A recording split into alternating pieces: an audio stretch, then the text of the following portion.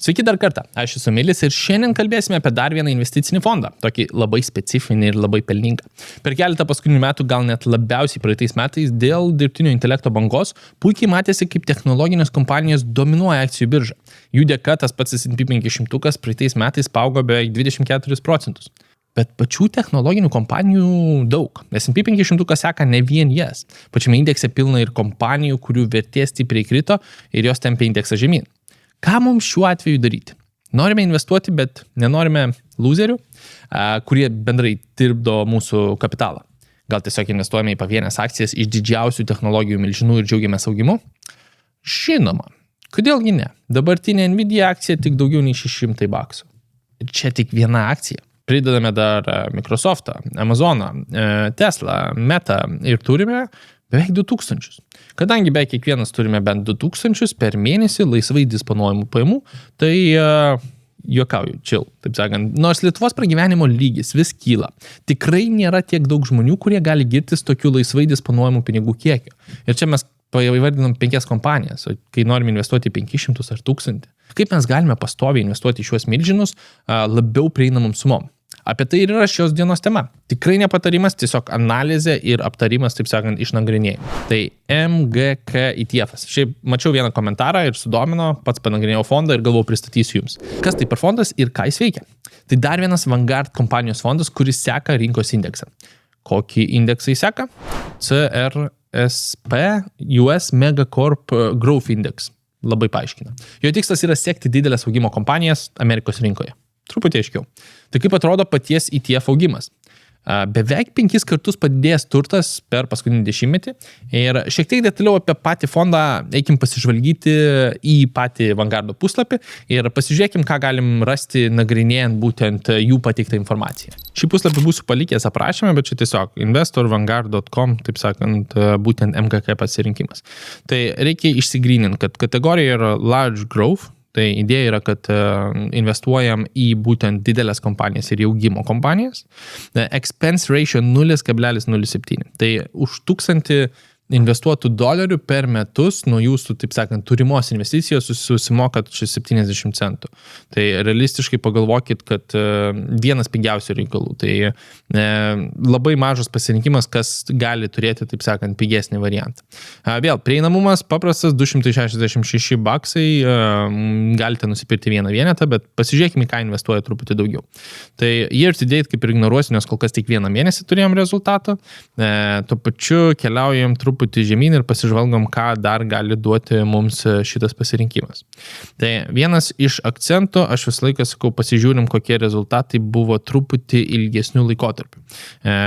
Galbūt pasižiūrėkime cumulative. Tai 10 metų arba Inception nuo 2007 metų mes šio fondo rezultatus turėjom, kur čia buvo 552%, taip sakant, nustulbinantis rezultatai. Per 10 metį virš 300% vien todėl, kad mes galime fokusuotis į technologijas. Ką turiu omeny į technologijas, tai čia reikėtų irgi akcentuoti. Painam truputį žemyn ir pasižiūrėkim, kur jis fokusuojasi ir koks kiekis keliauja į technologijas. Tai va. Čia ir matome tą tokį akcentą, kad kai fondas ieško didžiausių potencialų augimo perspektyvai, tai čia ir yra tas akcentas, kiek skirtingų verslų iš skirtingų, taip sakant, sferų gali duoti tą tokį didesnį negu vidutinį augimą. Ir šiuo metu technologijų sektoriuje tikėtina mes matome jo daugiausiai, tai tas 58% ir sėdi technologijų kompanijos. Vėl nenuvertinčiau 20% consumer discretionary, kas mane sudomino kaip investuotoją, kad galbūt į šitą sektorių norėčiau pasižvalgyti truputį daugiau. Vėl, kai išnagrinėjat fondus, visą laiką rasit MGK arba kokį nors ETF-ą, kurį jūs jau patys nagrinėjat ir rasit tą vadinamą benchmark. Tai nepamirškit, kad benchmark yra pats indeksas, o būtent MGK arba kažkoks kitas ETF-as, kurį nagrinėjat, ir yra tas jūsų, taip sakant, tikrasis tas procentas, kurį turite. Standartiškai jie turėtų sutapti, bet kartais būna tam tikri nukrypimai. Tai pavyzdžiui, healthcare 6,8, 6,9. Labai mažas skirtumas. skirtumas, ir technologijoje turim 0,1 skirtumą. Truputį grįšiu atgal į gražą ir aš galbūt tą ilgą laikotarpį paimsiu, kad galima būtų aišku. Tai fondas pačioje pradžioje 14 metais persidavinėjo už kažkur $73. Ir matome, kad jis sviruodamas kilo iki tų pačių 259.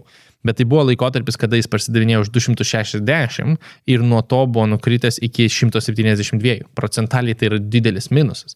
Didelė žmonių dalis sakė, velniop jau viskas šitam fondui pabaiga. Ir šiuo metu jis persidavinėjo už tos pačius 260. Vėl, čia kartais tie, taip sakant, sviravimai nuo 128 krentam iki 117. Tai yra jau nemažas kritimas, kuris galėjo išgąsdinti. Čia pandemijos tas laikotarpis nuo 150 iki žemyn 127, kovas 2020. Tai vėl, paskatinsiu galbūt atkeliauti į puslapį ir pasižiūrėti būtent, taip sakant, į istorinę. Gerai, čia jau truputį per daug informacijos, bet galima keliauti per table ir pasižiūrėti, kaip tie sviravimai atrodė. Žinoma, 119 puslapį nemotyvuoja, bet kartais mes esame įsitikinę, kad pastoviai matysime tą augimą ir čia mes matome tą fondo grąžą, kur buvo 100, buvo 200, buvo vėl sviravimas žemyn, buvo vėl sviravimas į viršų. Tai jeigu fokusuojatės į augimo fondus, būkite įsitikinę, kad tikrai matysit sviravimų ir jie neturėtų jūsų gąsdinti. Gerai, pakeliavus truputį žemyn, pasižiūrėkim, ką akcentuojam pagrinde, kas tie top verslai. Tai čia galbūt truputį akcentuočiau papildomai, nes reikia pasižiūrėti išsameu, kiek kokių verslų yra pačiame fonde. Tai pirmas dvi didžiausios pozicijos priklauso Apple ir Microsoftui. Tikrai, kaip ir žinomos kompanijos, nieko nuostabaus, tai yra dvi didžiausios pasaulio kompanijos su didžiausia kapitalizacija. Nors Apple viešai neskelbia apie savo ateinančius planus labai detaliai, jie tikrai neatsilieka ir išleidžia milijardus naujų kompanijų pirkimams. Čia tikriausiai nueičiau jų financial statements ir pasižiūrėčiau, kiek yra išlaidos prie research and development, dažniausiai būna R&D ir suprasit, kokios sumos tai keliauja. Čia pusė metinio Lietuvos biudžeto, man ten apie 20 ar 25 milijardai kažkuriais metais nukeliavo. Jie šiaip sukūrė yra daug naujų darbo vietų skirtų būtent darbui su artificial intelligence arba dirbtiniu intelektu. Viena tikriausiai pagrindinių inovacijų, ką taiko Apple, yra tas AR arba Augmented Reality su savo naujų gaminiu Apple Vision. Ar tai bus naujos kartos inovacija ir padarys tokią įtaką kaip pirmasis iPhone'as, galėsim pamatyti jau po keleto mėnesių. Tuo pačiu Microsoftas, kita vertus, nieko neslepia ir turi po savo parankę bene žinomiausią kompaniją OpenAI ir jos gaminį ChatGPT. Taip pat, manau, yra dalykų, kurių nežinom ir neskelbia ir jie tikrai dirba ir su tuo. Taip pat jie aktyviai bando integruoti AI į savo Office produktus. Toliau seka Alphabetas, Amazonas, Nvidia. Pakalbam apie Alphabet, tai jei nepažįstate, tai yra Google'as. Turbūt šios pristatinėti per daug nereikia. Google turi vadinamą Bard AI sistemą ir augimas tikrai įspūdingas ir tikrai netrodo, kad Google'as artimiausiu metu planuoja jį stabdyti.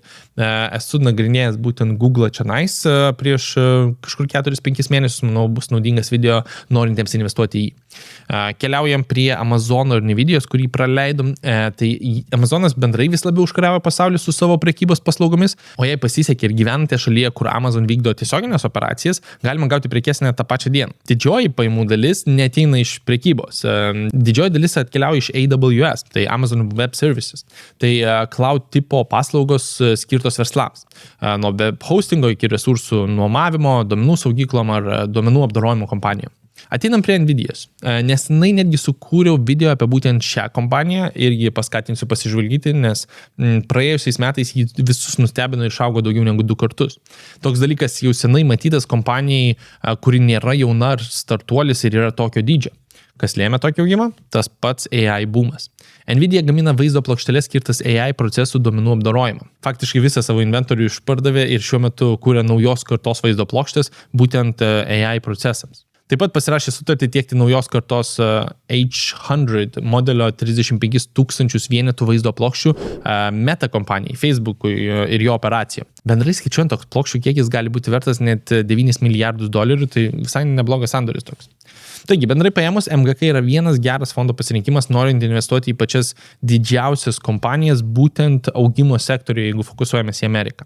Žinoma, reikia nepamiršti, kad fondo diversifikacija, sakykime, yra daug mažesnė negu S&P 500 ir svyravimai taip pat gali būti daug stipresni, nes fokusas yra specifiškesnis technologijų kompanijai. Bet, kaip žinome, dažniausiai high risk lydina į high reward, bet mes turime toleruoti riziką. Na, o tiems, kuriems įdomu, kaip galima įsigyti šio fondo vienetų, keliaujame į praktinę sesiją. Tai atsidarau tą patį MGK, tai trumpai papasakosiu, kad jūs tiesiog, jeigu dar neturit Freedom 24 sąskaitos nuorodą prašymę, bet atsidarius vertybinių popierių sąskaitą į paiešką MGK, mes, žinoma, turime perskaityti tą patį KID. Čia apačioje yra visos nuorodos, kurias jums reikėtų peržvelgti prieš renkantis tas investicijas ir pasinagrinėti, kad jūs prisiemat visas ten profesionalaus investuotojo rizikas, bet nukeliavus mes galime tiesiog sakyti, tarkim, aš noriu už 268, tai 68, už limit orderį užsisakyti vieno, gal netgi šiam 7. Ne, čia dabar... Šiam 885, ne, tai jau 68. Order settingose įstikinu, kad nėra jokių margin. Už market order, jeigu paliksi tiesiog tuščią, šitą iš karto jums nupirks tą užsakymą, tai vat klausimas, ar norit už specifinę kainą, aš dažniausiai visą laiką renkuosi market orderius, nebent noriu specifinės kainos, nežinau, kiek aš noriu išleisti. Tai send, confirm purchase, viskas. Taip sakant, jeigu kaina nukrenta per tą baksą, aš iš karto tampu akcininku ir dažniausiai jūs prie užsakymų iš karto gausite tą įspėjimą, kad viskas įvyko ir viskas. Kaip visada, smagu sulaukti jūsų dėmesio, lauksiu jūsų komentarų ir klausimų ir įdomu, kur investuojate jūs. Ar padeda papildomos fondų apžvalgos, kaip šita, o gal tiesiog iš vis nesikraunate ir tiesiog metate viską į tą patį S&P 500 kaip praktiniam eksperimente? Iki sekančio epizodo.